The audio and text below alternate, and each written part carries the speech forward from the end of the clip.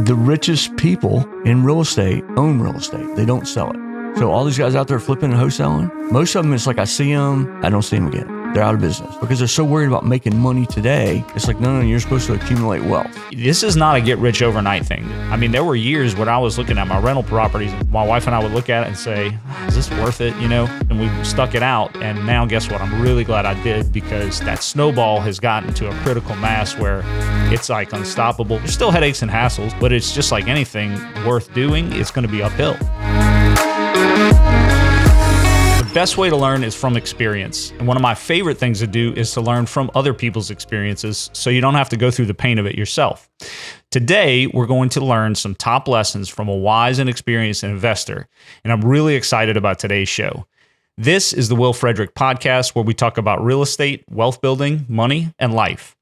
Today, we have real estate tax expert Bob Norton to tell us about some of the lessons learned through real estate. Bob, welcome back to the show. Thanks, Will. Glad to be here. Yeah, we're really excited to have you. This show is about helping people learn and grow in the Department of Wealth Building and real estate investing. And I think you're a valuable resource to our listeners for that. Thanks. So let's dive in. Tell us about some of the lessons you've learned. So I have the privilege of talking to hundreds of real estate investors a year and seeing their failures and seeing their successes. And some of them are my own, because I try almost everything that I can for my own portfolio. And so I came up with 7 lessons learned. I sat down one day and just wrote a whole list, and I grouped them in several different things. So that's what I like to talk about today. Yeah, no, that's great, because you've seen a lot of people do it and you've done it yourself. So you can bring experience from both perspectives. All right, great. Well, so what's the first lesson? Becoming financially free. Okay. So most of us get into real estate because we want to become financially free. Sure. Yeah. Well, a lot of people don't achieve that because they don't know what their number is. What does it take to become financially free? You have to figure out what the number is that you need to be free for life, basically. And then once you do that, you have to figure out how you're going to generate the income for that for the rest of your life. Most people, I guess in their 30s and their 40s, they're financially independent. No one is supporting them. They're supporting themselves, but they're not building up for retirement. And then when they hit retirement, they might have socked away some money in a 401k, but they quickly spend that down and they outlive their money. Yeah. And it's highly inconvenient to outlive your money. So there's 2 ways to actually build financial freedom. One of them is to build a business that runs on its own. And that's harder to do for most people. A lot of people try it. Most people don't get there. The other way is to buy real estate. And that's what I found that I like doing, and it's helping more people do that. So what you do is, once you have your number that you need to be financially free, which basically your passive income needs to be greater than your monthly expenses. Right. That's the number. So your monthly expenses is your number. Then you figure out how many properties do you need to own to generate that cash flow. And it's not as many as everyone thinks. So when I hear someone saying, I want to buy 100 properties, I'm going, why? Yeah. You're just creating a job for yourself for the rest of your life. Yeah, that's a big job, 100 I don't properties. want to work the rest of my life. So then you buy and hold those properties. You don't sell them. And the other thing is, you need to build an abundance mindset. You know, because when you change your mind, you change your circumstances. Right. And so we have so many beliefs that keep us from doing what we need to do. Because you hear people like, growing up, I want to buy something. Mom said, we can't afford that. It's like, no, that's not the right answer. Because when you say can't, your mind shuts off. Right. And it's like, the question is, how can I afford that? How can I afford that? Right. Yeah, it's a now positively framed question. Sure. Yeah. And now your brain starts working on that question. And opportunities start popping up, and you figure out how to do it. And that's what most people don't understand, is the mind works in strange ways like that. So what you're saying is, you find your goal number. You got to identify what that is, because you want to know where you're headed. And then you reverse engineer how many properties it takes to get you there. And then you ask that how question. Well, how can I do this? Not, well, that's impossible. I won't be able to achieve that. What can I do to achieve that? Right. And you don't have to buy them instantly. You're going to buy them over time. And most people don't realize, one of my favorite phrases is gradually, then suddenly. People think, oh, I'm going so slow. I want to have, 20 properties, 30 properties, and it's been 3 years and I only have 2 properties. Those are the most inefficient and worst properties that you'll buy, because you didn't know anything. Right. But you're going to get exponentially more experienced and more savvy when it comes to that. And pretty soon you'll be buying 4 or 5 at a time, maybe even. So it ramps up. And the other thing that happens, and I've seen this with a lot of people, is that they hit their number of houses that they need and they become financially free. but they figured out how to buy them and it's fun. And they just keep buying. And pretty soon they get to the point where I've got too many properties now, I've got to sell them, and they have a tax problem. So it's like tax planning is key to financial freedom. Yes, So, it most certainly is. And that's why one of the reasons we have you on and we have you as an advisor in our organization. So we appreciate that. And you've helped out a lot. So thanks. You're welcome. Another one of the lessons learned is you should focus on cash flowing properties. You can buy a lot of real estate that may grow to be worth something in the future, but if it's not generating income, it's a liability because you're spending money on it every year. If nothing else, you have property taxes to pay. But you probably need to have insurance in case someone crosses it and gets hurt. And so those are two things you're going to be paying on properties that you own. And of course, if it's an empty house, now it's degrading, breaking down, no one's taking care of it. And then, you're going to have to go in and spend a lot of money to fix it back up. You want to make sure that you buy a property that you can put someone in pretty quick, that you can rent out, or it generates income some way. Yeah, and that cash flow begins to offset some of your personal expenses, and then it's just a stair-stepping approach. Hey, what percentage of my goal am I along the way, and how many more of these do I have to do? How can I increase the cash flow on the ones I have? Can I fix it up a little bit? Can I raise the rent a little bit? Exactly. I was talking to a client recently, a husband and wife. They both are, one was an engineer, one of them is like a registered nurse. So they make good money, but they both have student loans that they haven't been paying on the last few years because they haven't had to with COVID, right? Right. And they've accumulated enough money to pay them off. And they asked me, should I pay it off, or should, we buy another rental property? And I said, well, how much would the payment be a month? And they told me the number, and I said, okay, why don't you take all that money you saved up and buy a property that pays off your student loans, and then let it pay off the student loans for you. And then when the student loans are paid off, you still got this thing generating cash flow. Right. Because the opposite, if you go and you pay off your student loans, now that saves you that cash flow, but that's a one-time event.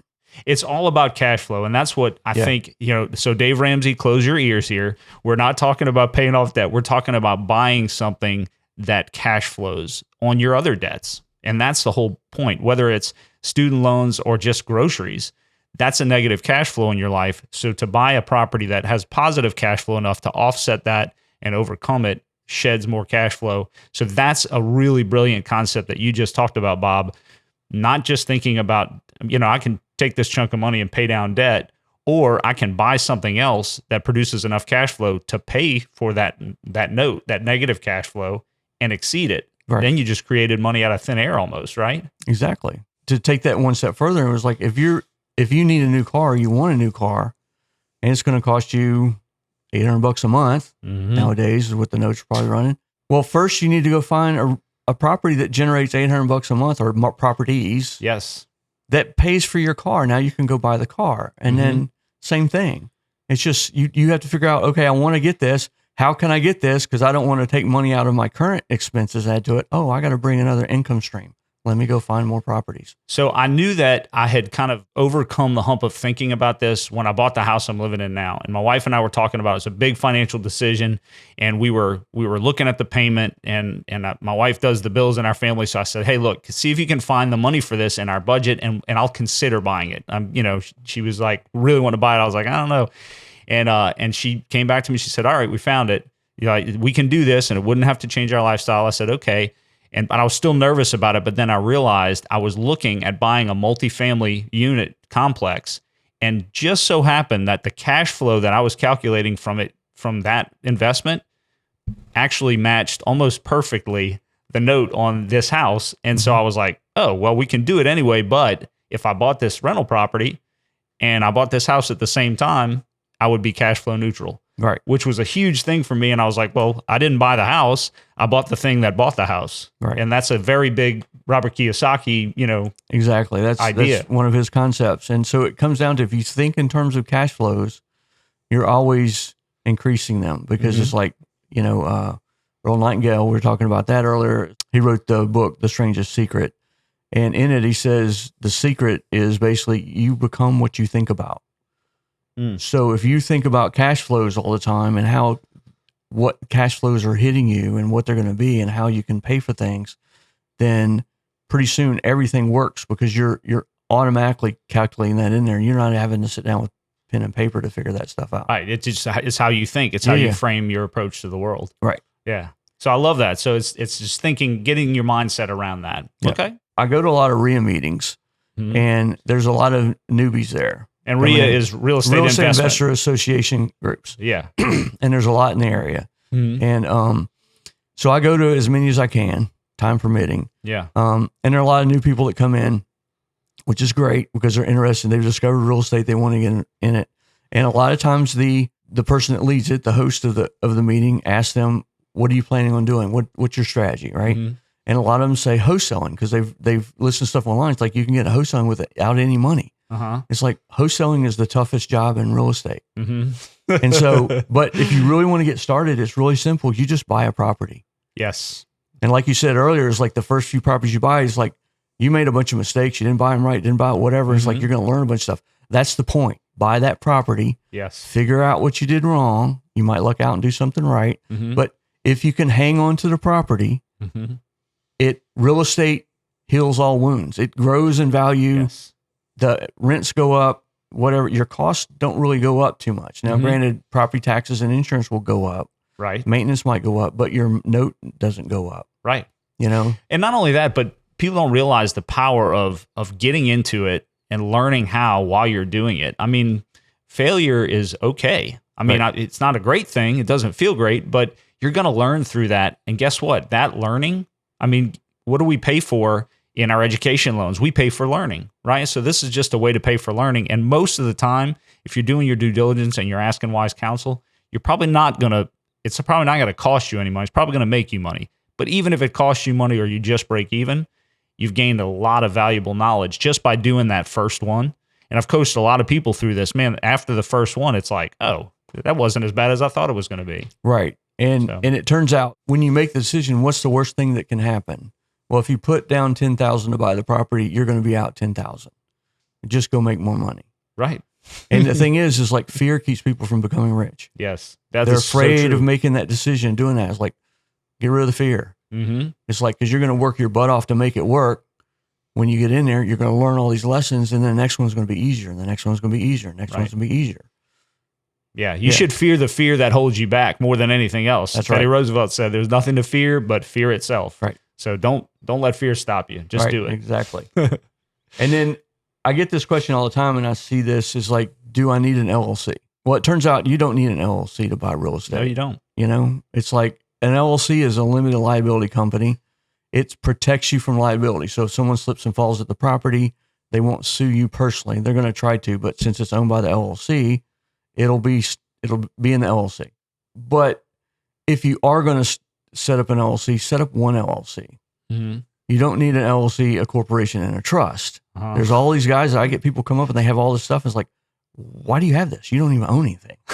You know, it's like, oh, well, we set this. They went to some guru's thing and they spent a lot of money on some attorney setting it up. And I said, well, you do realize it's going to cost you $1,000 to maintain the structure because you're going to need extra tax stuff and you're going to need an attorney every year telling you this stuff. It's like, start simple. When I hear that, Bob, I think it's another form of people getting ready to get ready. You know, it's just another way of kind of like procrastinating and not just taking the gutsy step and to buying the real estate. They're like, oh, I got to set all this stuff up. I got to make sure the highway's all the way built out before I start. No, just do it. And you know, take that with a grain of salt, probably coming from me, because I'm way more risk tolerant than most people. And I'm way more like, you know, I'm just going to hurry up and do it without thinking it all the way through. However, I do seek a lot of wise counsel, and I know the paths that I see other people taking. And I say, you know, like, if they can do it, I can do it. If they can do it, it can be done, and I can figure out a way to do it. So I think that's a good piece of advice just to get started. Don't worry too much. Don't have analysis paralysis. Just jump in, just do it. And seek wise counsel. Don't just do half-cocked, but you just got to do it. Right. You're going to need entities to protect yourself from liability as your portfolio grows. So you can always add those entities later. Yeah. And it's actually fairly simple to move properties from one entity to the other, as long as you set up the structure correctly with a tax advisor that actually knows what they're talking about. Because I have people come to me and they've got rental properties in an S corp. Now, some of them come to me because the rental properties in an S corp that was set up before LLCs were even thought about, because they've inherited or whatever. It's okay, that's stuck there. But I have people come to me, it's like, I have an S Corp and S Corp and all this. And it's like, why? You're doing rentals. Yeah. You don't need that. There's bad tax consequences owning rentals and an S Corp. And to your point earlier about like, I didn't realize you were supposed to have an LLC when I started buying rental property. So I just was buying it in my personal name, and I had all kind of liability exposure. Didn't even realize, and it was fine. It didn't, most of the time it won't come back to bite you, but it could. So you want to have those protections in place. When I learned about that, I said, well, let me go back and kind of begin to shore up some of these risk factors and lay some more groundwork. And I was able to do that later. So you can do it. It's not too late to do it. It's not like you got to start perfectly in order to start. Just start. Yeah. So. Buy that first property. If you're going to flip properties, so you're going to buy it, fix it up, and sell it, that's active income. So you're going to pay the higher tax rates on that. So you're going to want to set that in a separate entity than the ones you buy and you hold. Right. When you're a flipper, you're a dealer under the tax law. Mm-hmm. So that means that you're essentially in the business of buying things with the intent of reselling them quickly. Mm-hmm.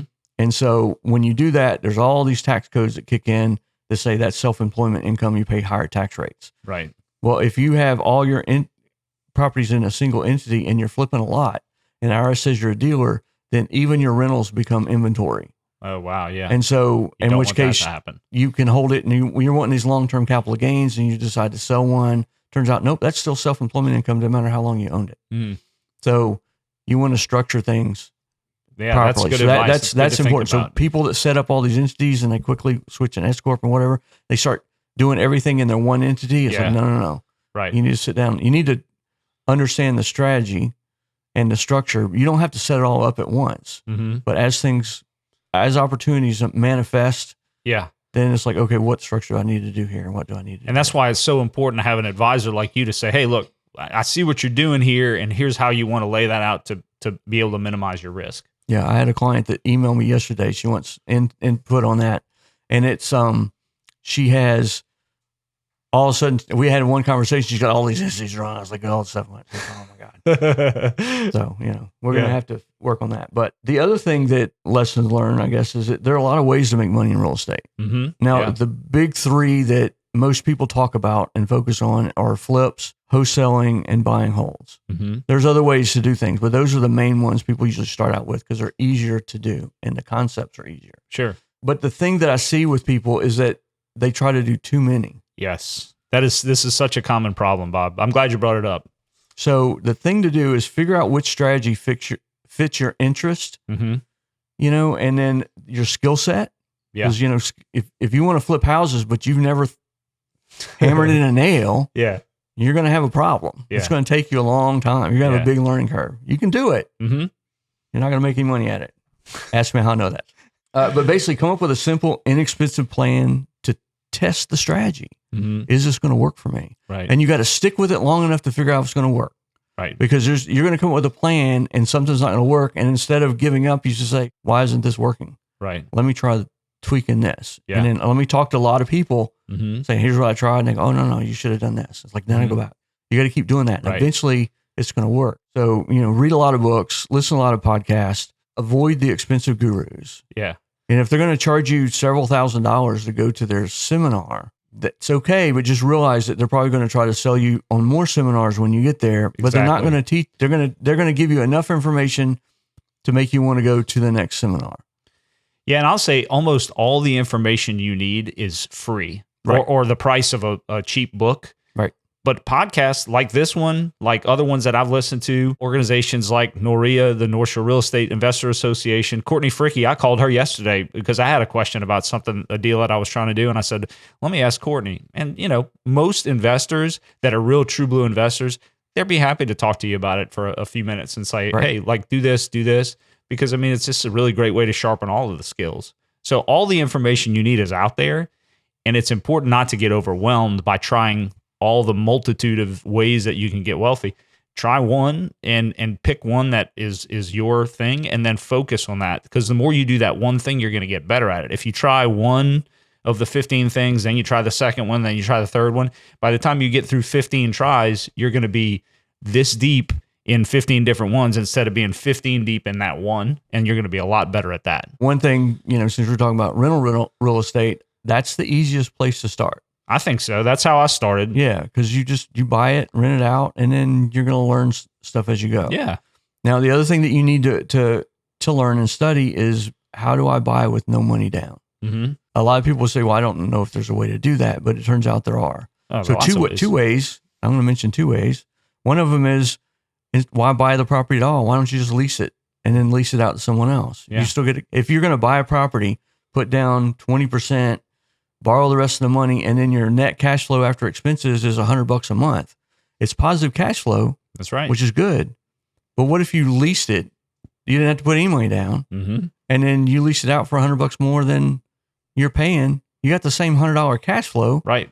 But you're not out all this money. That's called an infinite return, by the way, because you have zero in and you're getting $100 a month cash flow. Right. So that's one way to do it. And it turns out, as I've listened to stuff and read and everything, that's how a lot of the big names started. They're teaching stuff today. They started out by leasing. Pete Fortunato, who's one of my mentors, he always says, when you talk about, well, I'm broke and I need to make some money, what's the quickest way to do it? And the first thing out of his mouth is sandwich leases, which is what that is. Sandwich lease. Sandwich leases. Okay. You're just, you get one lease going, you got the other one on top of it, and you're making the spread. Yeah. And he says, it's easy to do, don't have to have any money. Right. First thing out of his mouth. The other way is buying properties subject to the existing mortgage. So that's where you basically take over the mortgage payments for somebody. Yeah. They transfer you the property and you just take over the mortgage. Now, you're making the payments. You're not assuming the mortgage. Right. The mortgage stays in the seller's name until you either refinance the property or you sell it. Why would anyone ever do this? Well, it turns out there's a lot of reasons people want to get rid of that mortgage payment. Yeah. And so you just have to find the people that are in more pain, that you can solve that pain by, let me just make these payments. Yeah. The 2 that I bought, I didn't really have to come up with any money. Yeah, and I think that's one thing that I've learned. Courtney Fricky says this a lot. She talks about just solving somebody's problem. And that's actually, I mentioned talking to her, that's why I was calling her, because I've never actually done a subject to financing deal. I would like to do one. I've done plenty of other types of deals. And then this goes back to the point earlier. Like, I know rentals really well. I've bought literally hundreds of rentals, and I think that's a really great lane for me to stay in. But now that I know how to do that, I can practically do it blindfolded. I can now kind of moderate and say, okay, what else can I learn how to do? But I didn't try to switch lanes in the very beginning and try to do all these different things and wholesale and subject to and all that. It's overwhelming. But if you find one way that suits your style and like focus on that and become really good at it, you can always expand your portfolio of skills later on. That's what I'd highly recommend to do. That's what I'm going to try to do now with subject to financing, which is why I was talking to Courtney. So it's interesting that you brought this up. Yeah. Today. So another thing to consider too is most people, when they get started, they go to the bank and borrow money. Now, the beauty with real estate is banks will lend you money. Yeah. Because it's easy to determine the value. It has a cash flow stream, and it's the math works for them, and they can do that. But once you step out of your job and you become full-time real estate, the banks won't lend you money anymore. Yeah, it's a lot more difficult all of a sudden. And they will, but whatever. So what you need to start doing is developing a private network of people that will lend you money. Because there are a lot of people that have money in the bank or money in a 401k or money socked away somewhere in an IRA they're terrified right now because the market is going down or the interest rates aren't where they're supposed to be. Right. And they can lend you money secured by the property, and you can pay them a nice income stream. And there's a lot of people that will be willing to do that. So, and this is a big topic at all the RIA meetings. And every time someone comes to me and says, I'm having a problem getting a loan from a bank, my first question is, why are you using banks? Yeah. They look at me like, what? It's like, hey, we don't use banks. Yeah. You do in the beginning, but once you're sort of self-employed, no, you got to find other sources. Yeah. And now there are a lot of lenders out there that are not, I guess they're technically private lenders, but they could be institutional that will lend based on just the asset. Those are hard money lenders is one way to think about it. They usually don't do long-term, but there are other investor groups that they want to lock in a note for a long time and just lock in their rate of return. Yeah. And they're good with that. And so there are a lot of companies that you can find that will do that. Yeah, and I think a lot of that has to do with relationships and personal, personal people that that you begin to build a relationship with, that learn to trust you and say, hey, I'm investing in Will, I'm investing in Bob. and they just know that you're going to do the right thing because you're a character person. So you have to build that over time. That may not happen overnight. I've been the beneficiary of some really great lending relationships, just people who I've built relationships with over the years, and they found out that I was an investor and they had some money sitting dormant, and they said, hey, what if we did this? I mean, they brought it up. I didn't even have to bring it up. And at first I was even a little nervous, but I was resistant to it. But after a while, I realized this is a really great win-win situation. They win because they're making money more than they were making in the market. And I win because, wow, how easy is that to get financing? You just go to your friend and say, hey, I need a deal, Right. The easiest thing to do is to show up at RIA meetings and talk about what you're doing and what you want to do. Mm-hmm. So I was talking to a young gentleman last couple years ago, I guess, at a RIA meetings, talking about having a hard time getting a loan. And he says, I don't know where to go to get all this stuff. And I'm sitting there going, now I'm at the meeting and I know half the people there, and there were at least 10 individuals in the room would happily lend him the money. Mm-hmm. Now, of course, I didn't point them out because that's not what you do. Right. And then I said, you need to network. Just talk to everybody and tell them what your plan is, and you're going to find someone eventually. And so, that's the lesson. Just keep networking, telling people, and then they're going to offer, like, I'll help you do that. Mm-hmm. What if we do it this way? Mm-hmm. So that's something to definitely work on. Yeah. I'd like to thank our title sponsor, First Access Mortgage. They are Louisiana's first choice mortgage lender for the last 21 years, and we're super excited to be partnered with them. For your first home, for a vacation home, or for investment property, truly, they're your home loan resource. So go check them out. Today's show sponsor is Norton Accounting Services with our guest, real estate tax pro, Bob Norton. Bob's goal is to help his clients become financially free using real estate, and that line just gives me shivers every time. Become financially free using real estate. I love that goal. He focuses on real estate investors. He's got clients with properties in 48 states. He's been a valuable resource to me and many other investors. Another lesson learned is that flippers and wholesalers pay the highest tax rates because, as I mentioned before, it's active income. So you have to pay, not only do you pay income tax, you pay self-employment tax. And the beauty of real estate is we can have capital gains. When we own something for a period of time and we sell it, that's considered a capital gain. Right. But when you're a flipper, there are no capital gains. It's all ordinary income. It's all income, right. So, which is the highest tax rate. And it doesn't matter how long you've owned it either. Right. Yeah. So it's your regular tax rate. So if you're in the 24% tax bracket, you're going to pay 24% on that. Whereas if it were a rental and a long-term gain you were selling, you'd pay 15%. So it lowers your taxes by doing that. So not to get on a bunny trail here, but if you're a flipper and an investor, like a long-term investor, I've often thought that if I had something for a year, it becomes a short-term capital gain, even if it's a flip. But you're saying that that's the IRS can still hit you for a short-term gap or a regular income capital gain. Now, it depends on how many you do. So you could say that. So if you do one flip a year, I could say that you're not really in the flipping business. Gotcha. So then that was an investment. And if I have a bunch of rentals and one flip a year and it just happened to hold it a year and a day, I can probably get by with saying, hey, this is a long-term capital gain instead of a short-term capital gain. But if you're flipping 10 properties a year, then you're in the business of flipping properties. And so the IRS isn't going to believe that that was an investment. Right. So you need to separate those into entities. So the one thing, part of the thing that encouraged me about real estate is when I first started doing tax returns after I got my CPA license and for other people, when we seriously started doing stuff, and I started doing stuff for real estate investors who had properties, I realized that when they retired, their income did not go down. Yes. It's like, and so I had this one gentleman who he had built up this big portfolio. His kids were now running it. He hit the magical age of 70 and a half, which was the age at that time where he had to pull out all this 401k money that he had socked away. So it kicked him up into the highest tax bracket. So while he was a young man and not paying much tax, he was socking away that stuff to save taxes. And now he's in retirement. He's paying the highest tax on it. Wow. Because it kicked him up there. So the richest people in real estate own real estate. They don't sell it. Yeah.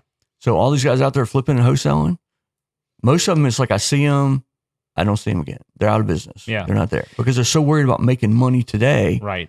It's like, no, you're supposed to accumulate wealth. Yes. I mean, And what most people think, I mean, a lot of people look at real estate as like it's a get rich quick thing. And one of the things I appreciate, I don't know if you've ever heard the Bigger Pockets podcast, David Green, one of the things he says, and I really think this is great, is that this is not a get rich overnight thing. This is a long, slow, it's work. It takes a little bit of work to build it, Right. and you build it slowly. I mean, there were years when I was looking at my rental properties and saying, man, why am I doing this? This is a lot of work and I'm not really seeing a lot from it yet. And, my wife and I would look at it and say, is this worth it? And we determined that it was, and we stuck it out. And now guess what? I'm really glad I did, because that snowball has gotten to a critical mass where it's like unstoppable, and it's grown, and there's the headaches are less, the hassles are less. And, there's still headaches and hassles, but it's just like anything worth doing, it's going to be uphill, and Right. you have to start doing that.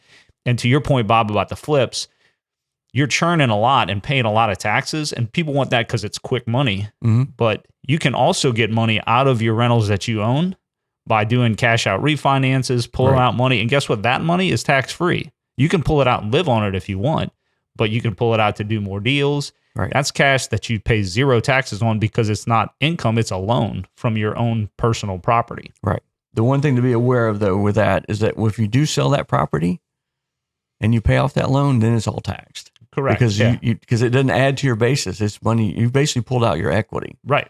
So, but I have a lot of people that are shocked. But if that you they never have to, sell, then all right, you shouldn't sell. Right. And if you do sell, you should consider a 1031 exchange. Yes. Now 1031 exchanges work with rental properties. It does not work with flips. Mm-hmm.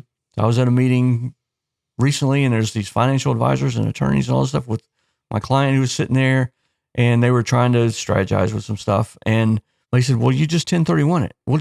You can sell that property. I said, not in that entity. Yeah. I had to explain the dealer stuff. I said, and they said, well, what about this property over here? I said, that one will work perfect, because he bought some land and was going to develop, and it didn't do it. So, it's just, you gotta understand the intent and what you were doing and how you've been operating a business. Now, if you are in the wholesale business, or the flip business, I should say, one way to avoid the high taxes is to buy the property in your LLC for holding, and then lease it out with an option to sell it, and then let them pay on it for several years. Right. So even though you buy it, you fix it up, and you lease it out. Now what you have is that's an investment, Right. because you're leasing it, Right. because you've proven to the IRS that you're a landlord. Even though you're doing like a lease purchase option, it's Even though you technically- give them the option to purchase it. Right. Now, what a lot of people figure out is that very few of those options kick off, because when in the 3 years you give them to buy it, their finance, the reason they're leasing it from you in the begin with, their finances aren't that strong.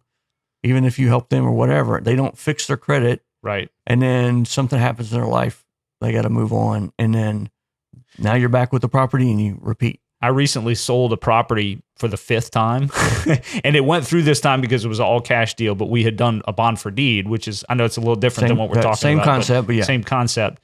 But I don't think the IRS treats that as a leased property though, right? It would be still considered a flipping property. I mean, I held it for years, so it might be. Well, if you sell a rental on a bond for deed, then yes. But if you fix up a house and immediately sell it on a bond for deed, the IRS considers that like an installment sale. Okay. And then if you're got a flipper business going on, you sell it within your flipping business, then that's one of the things. Dealers can't have installment sales. You pay tax on it immediately, even though you haven't collected any of the cash yet. Gotcha. But if So it's a the rental, entity, but if it's it's a about the- rental, Okay. and you've owned it for a while, and it's in your holding company, your rental holding company, then that one you can do a bond for deed and it's fine. It's an installment sale. Okay. The gain Gotcha. gets spread out over the whole thing. Okay. Now, most bond for deeds are set up like the lease with the option. You got a Right. balloon in like 3 to 5 years, right? But they can go for 30 years. And if you have a 30-year lease that it's in paper, it's as an installment sale. So that's why they treat bond for deeds as an installment sale. And that's most of my early bond for deeds I did for the full 30 years, because I didn't, it was a cash flow thing for me. I've always thought about it like cash flow. I didn't necessarily want the lump sum. I mean, I'll take it if they're wanting to refinance out, but I charged them a high enough rate where I was like, they couldn't get financing otherwise. This was a win for them. It was a win for me. And it's cash flow. Yeah. I mean, and it's cash flow that you have to worry about a lot less than a rental, because you're not going to get any leaky toilet calls or anything like that. And they're just going to pay, or you're going to take it back and sell it 5 times like I did with that other one. Exactly. So if you think in terms of cash flow, But if you're thinking in terms of that big lump sum, it's like, well, big lump sum is going to be sucked away by Uncle Sam. That's exactly You're not right. going to be left with much money. Now, here's the last lesson learned that I come across a lot. It's like you need to treat real estate as a business and not a hobby. Yeah. If you hear this phrase all the time. I'm not in real estate anymore. I got rid of myself because I was tired of the tenants and the toilets. It's like, well, that was a hobbyist. Right. Yeah. Because it wasn't a business. Yeah. If it were a business, you would fix the tenants and toilets problem. Yeah. You get better tenants, you maintain the property better in some form or fashion. Yeah. But when you run it as a business, that means that you need to track your numbers. Yeah. You need to know every property, how much is it making, how much is it costing you, how does it change from year to year? So you're planning, you're doing projections, you're trying to figure out what's going on. If all of a sudden you're spending a lot of money at a property, it's like something else may be going on. But if you're not treating it as a business, you're not tracking your numbers, you just know you're spending money, but you don't know why. One of the best decisions I made was when I started, I like to start things. I'm not really good at managing the detail part. And so I had to discipline myself to take a step back and begin to, instead of buying another property, turn around looking at my portfolio and figure out how I can maximize and optimize what I had in my portfolio already. And I picked up more cash flow that way than going to buy in the next 2 or 3 properties, because I just started to be a little bit more efficient. I sold my dogs off. I said, well, man, these are not productive. I need to, and that came down to knowing my numbers, seeing which properties were productive, which weren't. And the other thing I'll say about this is we talked about that book, Buy Back Your Time, earlier. Bob and I just happen to have been reading the same book. And I realized that the things that are not my magic superpower, which is the details, I needed to outsource that to a management company, which I have my rentals managed now. And so that has been a really godsend for me, because I don't have to go manage the details. I can just get reports about that. I can see what's going on with them. And I'll let somebody else handle the tenants and the toilets, as it were. Yeah, exactly. When you're tracking your numbers, you definitely want to try to understand them. So you want to figure out what's going on, because the numbers are going to show you opportunities. Yeah. You're going to have one property that's performing and one property is not performing. And then so you can think about, now, why is this one doing well and this not doing well? It's like, oh, this one's doing well because it's in a better neighborhood than this one. Well, let me find more properties in this neighborhood. Yes. And then maybe I'll trade up this one by doing a 1031 into another property. Yeah. And then so you're going to grow your wealth because you're understanding your numbers. And I did that very thing. In fact, Bob, when I started to look at my numbers, I saw some properties that weren't improving in value. I had bought early on. I was just looking at the ROI on paper, and I bought some, not so great neighborhood properties that didn't go up in value. The rents were a pain in the butt to get. I was constantly chasing rent, because the type of renter that would rent in that neighborhood was typically an irresponsible person, because they weren't that great of a, they weren't responsible, and they wouldn't take care of stuff, because the neighborhood they were living in was that kind of neighborhood that people didn't take care of stuff. So the only person that would live there is the person that was irresponsible. So it was like a magnet for the wrong type of tenant. When I realized that, I decided to trade up. I was paying a lot more for properties. The ROI on paper wasn't quite as good, but it was actually better when it came down to the actual, on paper, it looked better, the seedier properties, but in the real life, the ones that were better properties, better tenants, you're way more efficient with rent collection. The properties improve in value faster and better. The rents go up in value. I mean, some of these original properties I bought, I had them for like 5 to 7 to 10 years, I think, one of them, and I hardly went up at all on the rents. Right. So, yeah. Well, the reason we started in the cheaper properties in the lower income neighborhoods is because they're cheaper and we don't have to put as much cash out. Right. Yeah. It was less intimidating in the beginning. Yeah, it was in the beginning. Is you can do that. So that's the lesson that all of us learn, because we all end up with one of those, and then figure out, this is taking too much of my time. It's not making that much money. Right. We talked about infinite return earlier. So the math for an infinite return is you take return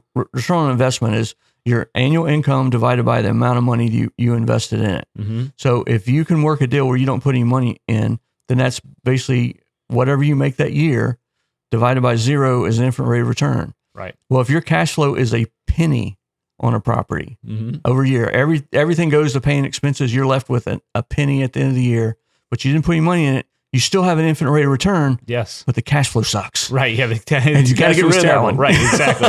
Well, and that's where I found myself. I found myself in that situation. And I will go back and say, like we talked about earlier, the lessons that you learn. I mean, I'm not sad I did that, because it was the avenue to get me started. It was a vehicle that got me into real estate. I jumped in. I learned. I didn't make a whole lot of money on those. I could have made a lot more money if I'd have started better. But the fact was I started and I had a way bigger head start on waiting for me to know all the things before actually doing anything. So I think I still came out way ahead because by the time I was 10 years in and maybe I would have started this other thing, I had equity that I was rolling into. I'd have years of experience that I brought to the table, and I was a lot better prepared to start at that point with the new strategy. Yeah, well, even with over that 10 years, you're right. The tenant was still paying down that note. Exactly. So they were still amortizing that note, which was building equity for you in that property. So you could definitely take that and reinvest. And that's one thing, like Courtney and I talked about this in an earlier episode, and that even if you make zero cash flow on it, that's not ideal. That's not the game I want to play. I want to play a cash flow game. But even if you make zero cash flow, that's a bucket that tenant is filling up for you. Right. They're paying down the debt on the property, so you're building equity, and likely it's going up. Even in a not so great neighborhood, mine went up a little bit, not what it would have gone up, but so it was still a win, and I still built a lot of equity in addition to the experience I built. Right. So buying those properties, you learn a lot, and it's not always a loss. It just may not look that way or feel that way at the time. For a while, it might not feel that way. Because equity you're building up is kind of unseen unless you're tracking your personal financial statement. I do that now, but at the time I wasn't. I didn't see the equity I was building up, but it was building. Yeah, and your comment earlier that build slow and all of a sudden it's there. That happens when you start building properties, and it's like they're sitting there, they're quiet, they're generating their income and whatever, but they're growing in value because the property's appreciating. And after you've owned them for several years, and if you're not tracking your personal financial and your net worth, you'll find out that $1 million that you wanted to be is like, you're there. Yeah. You just don't have equity. it in cash. Right. It's all in equity. And then you start thinking about, okay, so I can tap that and buy even more of these properties and create my income. So yeah, that's the thing to do. So keeping good books is important because it's going to save you time at tax time, but it's also going to help you track your numbers. And in the beginning, it can be fairly simple in a spreadsheet. Over time, you may need to get something like Buildium or something, QuickBooks or something like that. And I'll interrupt here, Bob, because I want to highlight this for our listeners. You have helped me in terms of strategizing, looking at my portfolio and saying, hey, here's some moves you might want to make now that you're doing this. Because I tend to get like tunnel vision and not really see the big picture strategy-wise. I'm just working my tail off and doing the thing. But then to take a step back and to plan a little bit and to get a tax advisor, a real estate tax expert, and to sit down and look at it with you and say, hey, well, what about this? What about this? So yeah, I'm all big picture. Yeah. And it always helps to have someone looking at the whole thing because, when you have tunnel vision, it's like, and it comes down to like learning basic tax strategies. If you don't really understand the tax code and how it works, and it's really a system of incentives. Correct. Yes. And the incentives is to have your own business, own real estate. Those are the ones that are highly incentivized. And people that own businesses and own real estate pay the lowest amount of tax overall. They may end up paying a lot of tax, but relative to their income, it's a lower tax rate because they can use strategies to keep it low. So minimize learning the those. percentage. So when you go to buy a house, it's like, how do I need to buy this house? Right. Or especially when you go to sell something, what I need to do to sell it. Yeah. You can't get loans if you don't have a job easily. So don't quit your day job until your cash flow from your rentals offsets your expenses. Because at that point, you're financially free and you don't need banks or anyone anymore. Right. I have clients that start along the path and you get to the point where one spouse works full time, the other spouse becomes the real estate investor. And with that one spouse income, they have that steady income. They can still get bank loans. Yeah. But then as the other one focuses on building up the portfolio, they can get loans no problem because they got all this extra income coming in. Yeah. And that's a key phase. I remember when I got to the point where I didn't have a regular job and I still needed to borrow money for banks. I figured out ways to make it happen, but it was extremely painful. It was not a fun process. I still don't like dealing with banks most of the time. So I don't borrow from banks. Both my wife and I work in the firm. It's like we can't get a bank loan. Yeah, right. Because I'm really good at making sure I don't pay a lot of taxes, right? Yeah, I'm sure. They're like, what is this? He doesn't make any money. But it's I strategize and make sure I'm doing what I need to do. Thanks for joining us, Bob. I really have found a lot of value in what you shared today. And if you, our listeners, found value, please feel free to share this episode with somebody that you think would appreciate this information and click subscribe And check out Bob's book, which we will link in the description below, Tax Saving Secrets for Real Estate Investors. And thank you for listening today to the Will Frederick Podcast, where we talk about real estate, wealth building, money, and life.